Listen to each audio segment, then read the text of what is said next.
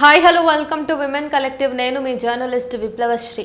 బాల్యం ఓ తీపి జ్ఞాపకం, పసితనం కాదది పసిడి వనం అంటారు ఓ కవి. కానీ ఆ మధుర జ్ఞాపకాలకు చాలా మంది అమ్మాయిలు దూరం అవుతున్నారు. బాలికలకు సరైన వయసు రాకముందే పెళ్లి చేసి తమ భారం దించుకోవాలని కొందరు తల్లిదండ్రులు ఈనాటికి ఆలోచిస్తున్నారు.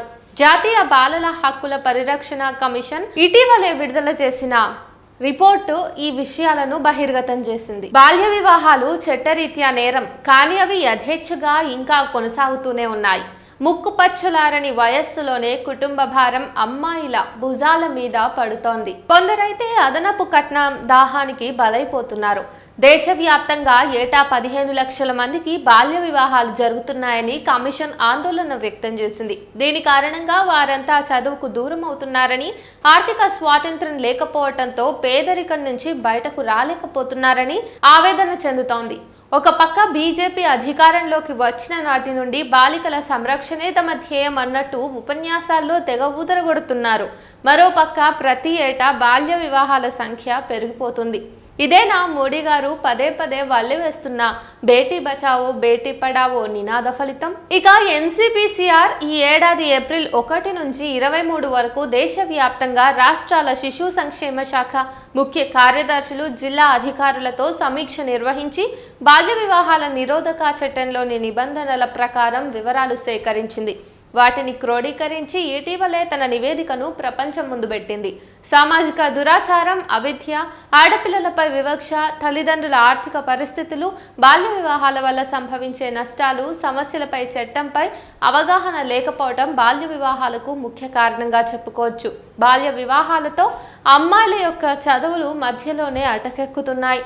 ఇంటి పనికే పరిమితమై ఆర్థిక పరమైనటువంటి స్వాతంత్రానికి వాళ్ళంతా దూరం అయ్యే పరిస్థితి ఏర్పడుతోంది. ఇది వారి వ్యక్తిగత వృద్ధికే కాక దేశ ఆర్థిక వృద్ధికి సైతం ఆటంకం కలిగిస్తుందనేది ఎవరూ కాదనలేని సత్యం.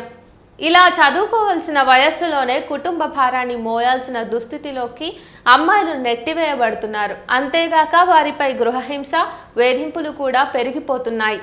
ఆరోగ్యం, సంరక్షణ సైతం వీరికి ఉండటం లేదు.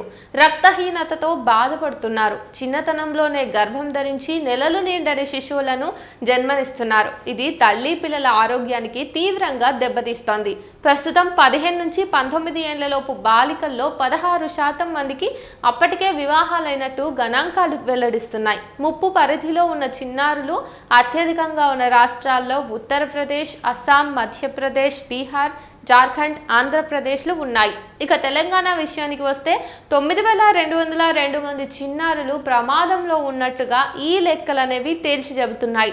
దేశవ్యాప్తంగా 6 లక్షల పాఠశాలల నుంచి తీసుకున్న గణాంకాల ప్రకారం సుమారు 11 లక్షల మంది బాలికలు తీవ్ర ప్రమాదంలో ఉన్నట్టుగా తెలుస్తోంది. ఈ విధంగా బాల్య వివాహాలు పెద్ద ఎత్తున జరుగుతున్నా ఎవరైనా ఫిర్యాదు చేస్తే తప్ప వెలుగులోకి రాకపోవటం శోచనీయం. 2022లో దేశవ్యాప్తంగా సుమారు 1000 కేసులు నమోదైతే అందులో తెలంగాణ నుంచి 55 ఉన్నాయి. రాష్ట్ర వ్యాప్తంగా ప్రభుత్వ పాఠశాలల్ని పరిశీలించగా నెల రోజుల పాటు ముందస్తు సమాచారం లేకుండా వేల మంది బాలికలు పాఠశాలలకు రావటం లేదని వెల్లడైంది. మరో 6551 మంది తరగతులకు సక్రమంగా హాజరు కావడం లేదని పేర్కొంది. ఈ లెక్కలన్నీ పరిశీలిస్తే దేశంలో బాల్య వివాహాల వల్ల అమ్మాయిలు ఎదుర్కొంటున్న సమస్యలు ఎంత తీవ్రంగా ఉన్నాయో స్పష్టంగా అర్థమవుతోంది. ముఖ్యంగా బీజేపీ అధికారంలోకి వచ్చిన తర్వాత కాషాయ దళం మహిళలను, ఆడపిల్లలను ఇంటికే పరిమితం చేసే విధానాలను పక్కా ప్రణాళికతో రూపొందిస్తోంది. మనువాదం, సనాతన ధర్మాలను ముందుకు తెచ్చి మహిళల పరిస్థితి మరింత దిగజారేలా చేస్తోంది. వీరి పాలనలో అమ్మాయిల అభివృద్ధి కోరుకోవడం అంటే ఎడారిలో నీటి చెలిమికై వెతకడమే. ఇప్పటికైనా బాల్య వివాహాలపై తమ రాష్ట్రాలలో మహిళా శిశు సంక్షేమ శాఖ అధికారులు మరింత శ్రద్ధ పెట్టాలి. ఆడపిల్ల భారం కాదు, భవితకు ఆధారమని ప్రతి ఒక్కరూ గుర్తించేలా చేయాలి. చిన్న వయసులోనే పెళ్లి చేయటం వల్ల కలిగే అనర్థాలపై నిరంతరాయంగా ప్రజల్లో అవగాహన కల్పిస్తూ ఉండాలి. తమ అమ్మాయిల తల్లిదండ్రుల్లోనూ చైతన్యం పెంచాలి.